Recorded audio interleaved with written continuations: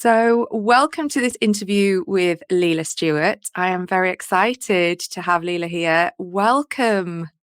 Thank you for having me. It's our pleasure. So, we have got so much to talk about today. You have had incredible experience across the board. So, I'm just going to dive straight in. Can you talk us through your yoga experience, your journey, how you have got to where you are today? It started with an injury, like most people. I was 19. I had no idea how to use my body correctly. I took it for granted. And I had a summer of extremely physical labor after first year uni. And I was also on a war canoe team. So I was paddling on one side all the time. And by the end of the summer, I could barely walk. So I had quite an injury, and a friend said to me, my boyfriend's mother is doing this thing called yoga, and it's supposed to be good for your back. So I bought a book. There weren't very many classes around at that time, probably before you were born. And so I got a book, and sure enough, I could decrease the pain every morning. If I did a practice for about 30-45 minutes, it would be the same every day. I would have to do the same thing every morning. And I learned some things that I could do during the day, which are like forward bends and lunges, and that would sort of decrease the pain throughout the day. And then you probably know how at a certain point yoga just reaches out and grabs you. And that's what happened to me. So it started with a very physical practice. And then in its very subtle way, yoga permeated into my other layers, and I became a vegetarian and started reading more philosophy, and then I became a massage therapist. I practiced for many years, mostly on my own, but I took some classes. And then I became a massage therapist and started a yoga teacher training. And I've been very lucky in all of my movement explorations to find teachers in the mind body tradition. So yoga has never been just a physical practice for me. And so as a massage therapist, I worked with people and found that when they understood something about their own structure and could get a felt sense of that, then they would move in a different way and they could heal better. And so then I discovered experiential anatomy, and that was that. I was in love with anatomy and started teaching people to do that themselves. And then I realized that it could. So in the past 10 years, the concept of interoception has come up, and there's thousands and thousands of research studies now. And I realized that, oh, well, that's what I've been doing all this time with people. That's amazing, isn't it? That you were already, it was already inbuilt, you were already doing it, and then you discover later. It's really powerful, isn't it? Yeah, I got a name for it. Yeah. Yeah, a description. Yeah. And is that what you've been focusing on? So obviously you came to yoga with an injury, and so many people that I speak to have a similar story. So it's fascinating, isn't it? The way in which our yoga journey sort of evolves, and it's quite magical when you listen to different people's experience. Did you quite quickly move away from the physical, helping your injury into this experiential yoga? Yeah, well, I mean, the timing from the injury to discovering experiential anatomy and doing my first teacher training was, I think, well, from I was 19 and I was probably 30 something when I discovered. So there was quite a space in there, and all of that, during all of that time, I felt like I was just managing my back pain. And then I learned in my yoga teacher training well, actually, it just healed my back pain. After 20 years of having a back condition, I don't consider myself to have a back condition anymore. So yoga saved me physically, and I think it does its subtle magic, and it just starts sending you in different directions. And that's what happened to me. I don't know who I would be now if I hadn't discovered yoga. I don't know. Maybe I would be a very different person. I don't know. Same with me. Same with lots of people, I think. And then let's just go back to basics. Can you talk us through interoception and experiential anatomy for those that are perhaps curious, maybe have read Yeah, about it but don't quite know? Can you explain it a bit more? yeah. Well, there's lots of different definitions of interoception, and the definition has been refined and refined and refined over these last 10, 15 years as there's more research. So people tend to differentiate interoception and proprioception.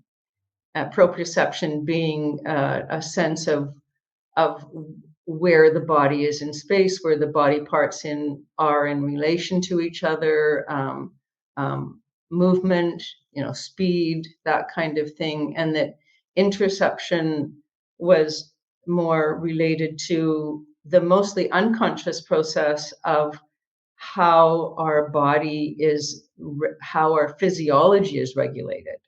So how our brain determines from signals from the digestive system that it needs to direct the pancreas to release digestive enzymes or something like that. So that unconscious interoception is how we regulate our physiology, but we don't need to know that. We don't have to make conscious decisions. Oh, my gallbladder needs to release gall because I've just had a fatty meal. That's mostly unconscious. So that's, I think, about 60% of our interoception, but interoception can also be conscious. So it's a sense of, oh, I have an arm. This is a sense of sort of armness. And when I connect, when I consciously sense the connection of my arm to my spine, then my movement is stronger and more integrated, and there's less pain when I pick something up. So the research has shown that interoception is actually a process, a neural process that involves receptors in our body, neural pathways to the brain, and different parts of the brain. And so it's a process of the reception or the perception of sensory signals, the transport of those signals to the brain, and then the processing and the integration and the adding in of other inputs from the brain. And with the result of, we get a feeling sense. So the interoception is the basis of emotional signals. And from that, so I'll just say that the other inputs are, we get inputs from the emotional aspects of our brain, the cognitive part of our brain, from our amygdala, and so in that processing, in that integration in all of those different parts of the brain, particularly the insula, which seems to be very important with interoception, the output is a felt sense, a sense of emotion, and also a motivation. So the processing is there's a comparison to what's happened before. There's a decision made about, is this safe or unsafe? Is this, what's the value of these sensory inputs? And then there's some kind of motivation to take some kind of action. So that's the end result. That's one of the end results of interoception. And proprioceptive inputs are part of that process. The other really important part of interoception is that it's those feelings that give us our sense of self. That, because like Descartes got it all wrong, because he said, I think, therefore I am. But in reality, it's I feel, therefore I know that I am. I am a self. And when that sense of self is compromised, like for example, in people who have experienced trauma, there's a diminished sense of self. And so what interoception can do is build a stronger sense of self. So then we get all these benefits from that. I know you wanted to ask me that question. The benefits of interoception are that, well, we have a stronger sense of self. We are more easily able to distinguish sensations and give meaning and value to them.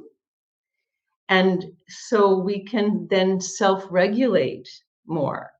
And when we have that capacity to self-regulate, both from a physical sense and from an emotional sense, then we develop more resilience. So yeah, it's quite a process, and it's been found through the research that a diminished ability to interocept has now been tied to all kinds of different conditions, including depression, anxiety, eating disorders, pain, autism, all kinds of disorders. And so building an ability to interocept has wide-ranging consequences. And interoception is the basis of experiential anatomy. So we need to feel what we want to heal. That is, excuse me. I am so there's so many questions that I want to ask you, and one of the questions was, we need to feel what we want to heal, and that was a specific question because it resonates so deeply, and I guess everything that you've just said is why it resonates, and it makes complete sense. So if the research is there, do you think there's going to be a shift in the way, because obviously this relates to yoga, but almost you can see the ripple effect of, if everyone has this awareness, this knowledge, like you said, it affects so many other areas, health conditions, like you said, depression. Will there be hopefully an education piece on it, do you think? I think so. There was in 2016 a whole conference on interoception with researchers from all over the world. And because there's a recognition of the importance of interoception, so I'll just use trauma therapy as an example here. It's recognized that there's this diminished sense of self in people who have experienced trauma. And so one of the therapies is to reestablish that sense in a safe way. Because what happens so often is that people become dissociated, or even in an injury, like if somebody has termed what they call a bad knee, right, or a bad back, then there tends to be a dissociation from that, like it's not really a part of me. And so you can't heal if you don't have a relationship with that part. And so, yes, your answer is, and I'm in Australia right now, and in my research on interoception, I've found that there's a program in schools now to teach children interoception, which is amazing. And I'll say here that interoception is an aspect of mindfulness. So we know that mindfulness is being taught in many schools now, in many districts, and interoception is a is a, a ref, is an aspect of that focuses on internal experience. So mindfulness, you can have mindfulness of of how I'm walking, or mindfulness of you eat a raisin, but interoception would be focusing more on all of the bodily internal bodily sensations. Wow, that's so powerful that introducing that at school level, because the effects of that are huge. And just to come back to, it makes complete sense, when you talk about the injury, almost like disassociating the knee with the person. I've got a bad knee, I've got a bad knee. Similarly, when we're looking at yoga asana, is that why it's so important? So when we're in a trikonasana, we are connecting to the body parts in the pose. Is that a way to look at it? Is that why it's so important to have these skills? There's lots of importance. That's one of them. So in asana, what often happens is that people try to fit themselves into a posture that looks like a picture in a book, or they're applying external cues like, oh, the foot needs to be there, or somebody told me that I have to turn my arm this way when I do downward facing dog. And so instead of listening to and tuning into the wisdom of their own body, which may be saying, you know what, it's not really that comfortable for me for my arm to touch the ground in trikonasana. Like, it's just not that it doesn't work for me. What it does is it compromises my spinal integrity. But if you don't hear that, then the tendency is to override the symptoms of the body in pursuit of some external picture of what a pose is supposed to look like. And in that process, you may hurt yourself. Yeah, that makes So, complete sense. Yeah. I mean, when I think back to when I discovered yoga, it was exactly how you just described it. It was striving to be a certain way, and now it's all about the feeling, hence why I barely do much physical um asana anymore. So we're here obviously to talk about your incredible course, and that links with all the questions that I want to ask you. So the course that you're delivering for Yogacampus is building yoga skills through interoception. mhm. So, and this is for, I'm guessing, anyone because this to me, having spoken to you just for a few minutes, I feel like everybody would benefit from this. Who is the course for? Everybody. Yeah, I mean, it's for people who have a practice that they would like to refine. So a yoga practice, a somatic practice, um, uh, a sports practice. Um, it's also for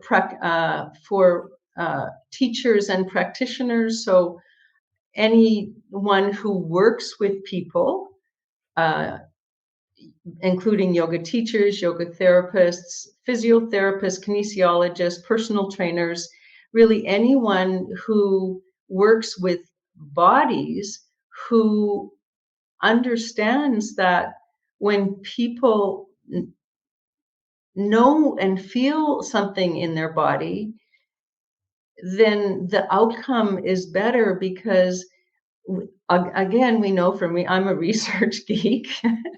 We know from the research that when people develop a sense of agency and they feel empowered in whatever the therapy is, then the outcome is better. It just works better when people feel like they are in control. They've got they can make the decisions based on what's going on in their own body. So yes, anybody. And then the one of the great aspects of teaching the skill of interoception, because it is a skill, is that it can be carried into any aspect of everyday life. How I walk, how I reach for something, how I swim, how I interact with someone. Because I like to say to my students, awareness is awareness is awareness. So when we start with the physical, because that's easiest for most people, and I consider the physical the doorway. But what people find is that starting with the physical then brings awareness on other koshic levels. So they start to get a sense of, oh, this is the feeling of when somebody is crossing a boundary. So then they don't miss that. Then they can build the agency and the self trust to and the self-regulation to be able to say to someone, you know, what you just did wasn't okay with me. And so it can cross over into other areas. So really it's anybody who's alive that wants to live a life that's deeper, fuller, and richer. That's fascinating. Wow. How do you tie then on the actual specific course? How do you sort of integrate the experiential anatomy and the yoga therapy principles and somatics? How does it all come together in the course? Well, I developed and taught a yoga therapy training for almost 15 years based on experiential anatomy, somatic movement repatterning, and the integration of the deeper teachings of yoga. And so over the years of doing that, I refined and refined and refined what we did. I rewrote the manual many, many times. And I've ended up over the last 3 years writing a second book based on my yoga therapy teacher training. And people over and over and over came to me and said, this particular practice or this particular awareness has been life altering for me. And so the book is sort of the best practices that people have given feedback on over the last 20 years. And so in terms of what I'm going to teach in the class, I'll be pulling the best practices from that course. And there are things like, so I'll give an example. One of my foundational practices is called the foot triangles. And so we know that the weight of our body actually enters the earth through 3 points in the foot, through the base of the big toe, base of the little toe, and at the front of the heel, forming a triangle. And if we can get a felt sense of what our habit is, because we need to know what we're doing habitually so that we can change that.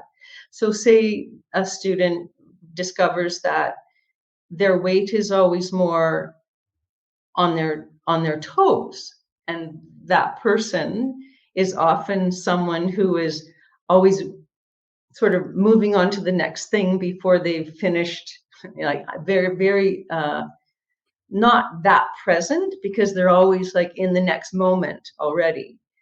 So when they learn to center their weight equally through the foot triangles, what that does physically is distribute all the weight of the body in a way that brings better alignment. So then all of the muscles can come more into balance. And then physiologically, we work better when we're aligned. And and and then they might find, oh, when I'm centered physically through the foot triangles, I actually feel strong, but not just stronger physically. I feel more centered and stronger in my emotional self and in my mental self. So there's these repercussions through the koshas when we establish some physical skill. So the physical skill would be balanced foot triangles. And then what happens when we take that into yoga poses? What happens is that, say, we'll take Trikonasana as an example again. Then what it means is that the weight of the back leg and the front leg will be balanced. And if we have as a value that we only go as far in the posture as we can stay balanced in our foot triangles, then we'll never go farther than the truth of our anatomy and the integrity of our structure. So we won't hurt ourselves. And so it's learning how to listen to the sensations of the body in a way that um, feel safer, more integrated, that will run prana. Because when you're in a stable place, so we're working there with the concept of stira, yeah, of steadiness, um, then prana will run more. And so you come out of the posture and you feel like, whoa, I really feel that movement of prana. And when prana moves, then everything moves. So we might have some emotional release happening. So it really works in this very multidimensional way. So we can build skills like grounding, because being in the foot triangles will build grounding. If we work with the pelvis and we discover that, oh, I have a habit of um, tucking my pelvis. And many of us have been taught that in yoga, and it's become a habit. But when I experiment with different ways of moving my pelvis, and I do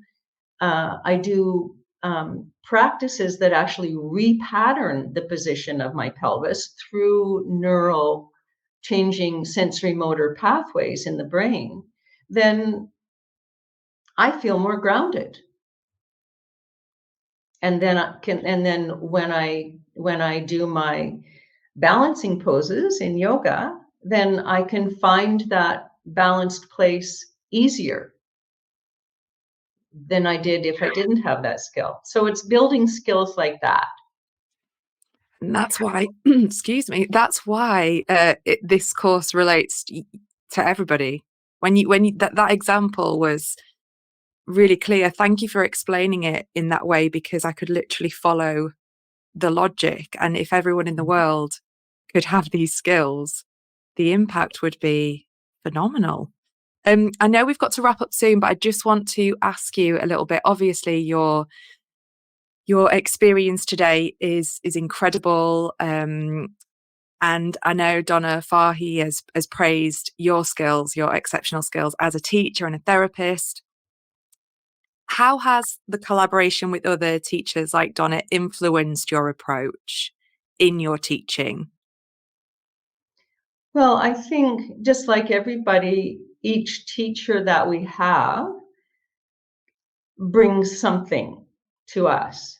And probably my most impactful teacher was not a yoga teacher. She was a movement teacher, and I learned from her actually more about mindfulness and sensory awareness than I learned from anywhere else. And so her teaching has really uh, has been the foundation for how I teach, which is when I move, whether it's in a yoga posture or I'm moving through life, can I bring all of myself to that? So each teacher has brought something different, and I think as teachers, we synthesize all of that into something that is ours.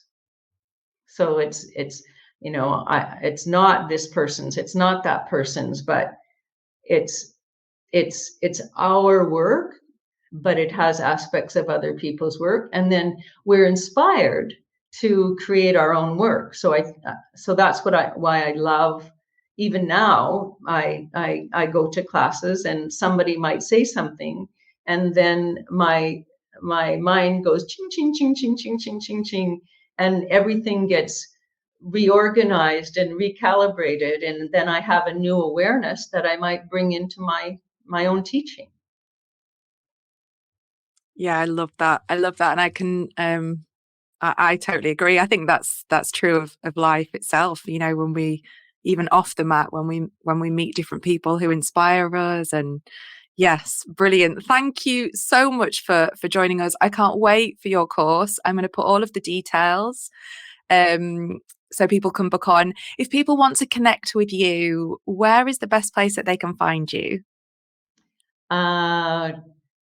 They could go to my website, which is leilastuart.com, and it needs updating, but if they go there and sign up for my not that frequent newsletter, then they can get access to free chapters from my book with Donna Fari, and then very soon this upcoming book, and what I'm doing and where I'm going, and also on Facebook, Leila Stuart on Facebook and Instagram. And as this new book looms in, it's published in July, I'll be doing a lot more little snippets of information and practice on Facebook and Instagram.